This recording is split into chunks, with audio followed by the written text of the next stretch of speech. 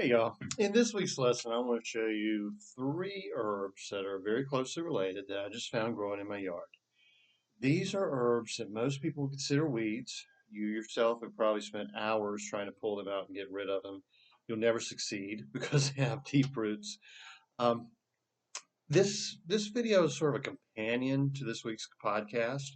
I explain the history of some of the most valuable adaptogens in North America, specifically early America, and to this day. We think of adaptogens as herbs that help the body deal with stress, increase endurance, um, help recover from illness, uh, all kinds of great properties. Okay, these are ginseng. This is spikenard. This is the mushrooms like reishi, cordyceps. The Aurelia family is specifically potent. Now, these are some of the most valuable herbs on earth, and they have been for hundreds of years in the Western world and thousands of years in Asia.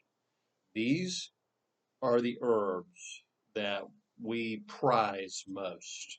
Okay, um, if you think about sarsaparilla, sarsaparilla these days we just think of as a soda, a root beer, right? In early America, it was a cure-all. It was used for everything from flu to um, sexual health and potency. I mean, it was so valued that um, there were tons of patent medicines based around sarsaparilla. Sarsaparilla is an herb that comes from South America. It's in the Smilax family. It does not grow in North America. In North America, spikenard, other Aurelias, and other Smilaxes were used interchangeably.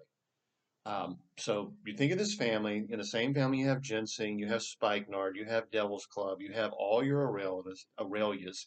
They're closely related to Smilax.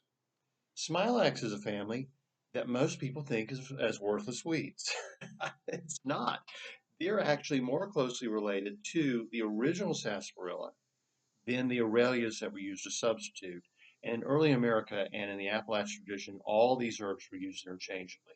So I'm going to show you three varieties of Smilax and tell you to stop trying to eradicate these as weeds and start using them as useful medicinal herbs and also as edibles. Let's start with common greenbrier. All those thorns and stickers on here. This herb could actually may help increase your testosterone level if you're a guy. Whether you're a man or a woman. It's going to help with lung issues and various other, um, it's antiviral. It's never been proven that these herbs help raise testosterone, but most of well, actually all of the adaptogens do affect the glands, which affect the hormones.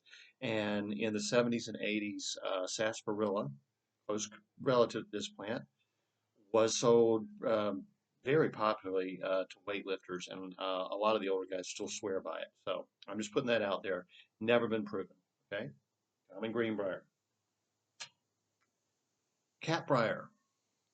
If you look at the leaf pattern, you can see it's kind of spotted. Now, in herbal medicine and the doctor's signatures, we would say this one is more powerfully effective for the herb. Sorry, this herb is more powerfully effective for the lungs. This is one of two varieties of Smilax, often called wild sarsaparilla. And this would have been one of the main herbs used in patent medicine as sarsaparilla before the laws were put in place, you know, late 1914 and 1920, when they got rid of patent medicines. Wild sarsaparilla or catbrier. Another one that is one of my favorites is also called wild sarsaparilla. It is the carrion flower. See these bunches of berries? If you ever see the Aurelia that's also called wild sarsaparilla, it's a small plant that doesn't grow on a vine. It just grows up from the ground and it has bunches of berries identical to this. These plants are very closely related. This one has all those wonderful adaptogenic properties and it's unique because one, it has no thorns. So I like this one. I don't mind this one growing. It has no thorns and the whole plant's edible. In the springtime, the shoots are like wild asparagus. It's called carrion flower because before it grows these berries, it puts out a flower. The flower smells like rotting meat, which attracts flies and helps it pollinate. The flower is actually also edible if you can stand the smell. But all of these plants, the leaves are edible in the spring when they're tender. These are edible plants, they're medicinal plants. And how many of us have spent the better part of a hot Saturday afternoon trying to get rid of them? Okay. You would spend a fortune for ginseng. You would spend a fortune for spikenard or devil's club or real sarsaparilla if you can get it. These are free. And, each plant has its strengths. Each plant has its individual virtues. But these are incredibly useful. And, wow, what a cool group of plants, really. Check out the podcast to go into a lot more details on their specific uses and indications and how to identify them.